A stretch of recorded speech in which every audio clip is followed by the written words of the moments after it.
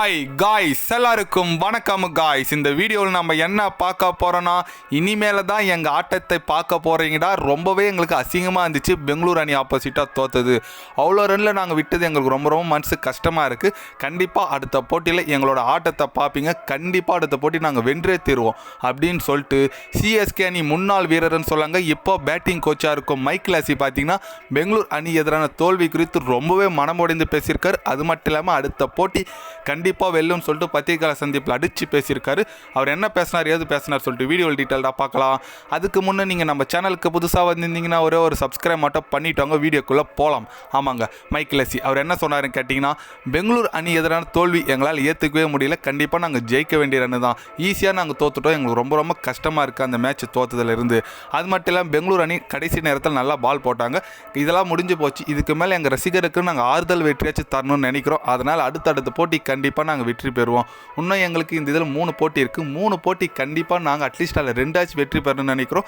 எங்கள் ரசிகர்களுக்கு வரவங்களுக்கு இதுக்கு மேலே நாங்கள் ஏமாற்ற விரும்பலை. அடுத்த வருஷத்துக்கான டீம் நாங்கள் இப்போ செட் பண்ணிகிட்டு இருக்கோம். கண்டிப்பாக இந்த சீசனை விட்டுருங்க. அடுத்த சீசன் எங்களோட கம்பேக் ரொம்ப சூப்பராக இருக்கும். அதுக்கு முன்னே நாங்கள் நல்ல மொமெண்டமோட இந்த சீரீஸை இந்த ஐபிஎல் தொடர முடிக்கணும்னு நினைக்கிறோம். அதனால் அடுத்த 3 போட்டியில் கண்டிப்பாக எங்களோட ஆதிக்கம் ரொம்ப நல்லாயிருக்கும். நீங்கள் வேணால் வெயிட் பண்ணி பாருங்கள். அடுத்த போட்டி கட்டாயம் நாங்கள் வெற்றி பெற்றே தீருவோம் அப்படின்னு சொல்லிட்டு நம்ம மைக் லாசி பார்த்தீங்கன்னா கொஞ்சம் கோவத்துடன் பேசியிருக்காருன்னு சொல்லாங்க. ஏன்னா ஒரு பேட்டிங் கோச்சாக இருந்து நிறைய தோல்வியை பார்த்துட்டாங்க. அதனால் அவர் மேலே மேனேஜ்மெண்ட் இருந்து ப்ரெஷர் வரும். ஒரு பக்கம் ரசிகர் மத்தியிலேருந்து ப்ரெஷர் இருக்குங்க. ஆனால் பட் அவர் என்ன சொல்கிறாரு, இந்த வருஷம் நாங்கள் டீமை செட் பண்ணுறோம். அடுத்த வருஷம் எங்களோட கம்பேக் சூப்பராக இருக்குன்னு சொல்லியிருக்காரு. பொறுத்து வந்து பார்க்கலாங்க எந்த மாதிரி ஒரு பெர்ஃபார்மன்ஸ் பண்ணுறாங்கன்னு சொல்லிட்டு. ஏன்னா சென்னை அணி கம்பேக் கொடுத்தே ஆகணுங்க.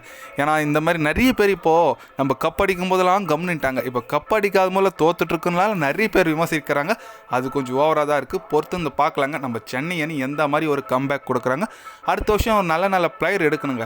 தீபக் குட்டா, திரிபாதி அவங்களெல்லாம் கொஞ்சம் லூஸ் பண்ணிவிட்டு, விஜய்சங்கர் கூட அவங்களெல்லாம் கொஞ்சம் விட்டுட்டு நல்ல ஒரு யங்ஸ்டார், ஒரு யங் டீமாக எடுத்துகிட்டு தோனி லாஸ்ட்டாக போகும்போது ஒரு நல்ல டீமை விட்டு போகணுன்னு நான் நினைக்கிறேன். பொறுத்து வந்து பார்க்கலாங்க. இந்த 100 அகமதில் அடுத்த வருஷம் விடக்கூடாதுங்க. நல்ல பிளேயர் சூப்பராக செட் ஆகிருக்காரு. சேப்பாக்கு பிச்சுக்கு செமையாக போடுறாரு. அவரெல்லாம் வச்சுக்கணும். கொஞ்சம் நல்லா ஆடாத பிளேயர்லாம் கொஞ்சம் விட்டுட்டு அவங்க நல்லாயிருக்குன்னு நான் நினைக்கிறேன்.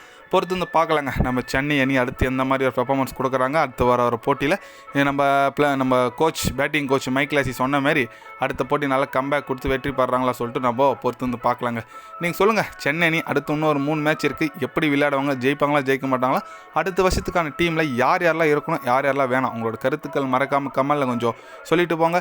இது போன்ற ஸ்போர்ட்ஸ் யூஸாக தெரிஞ்சுக்கணும்னா சேனலை சப்ஸ்கிரைப் லைக் ஒன்று பண்ணிக்கோங்க. கண்டிப்பாக கிரிக்கெட் பற்றி day by day channel update வரும். மறக்காமல் சப்ஸ்கிரைப் மட்டும் கொஞ்சம் பண்ணி வச்சுக்கோங்க. நன்றி, வணக்கம்.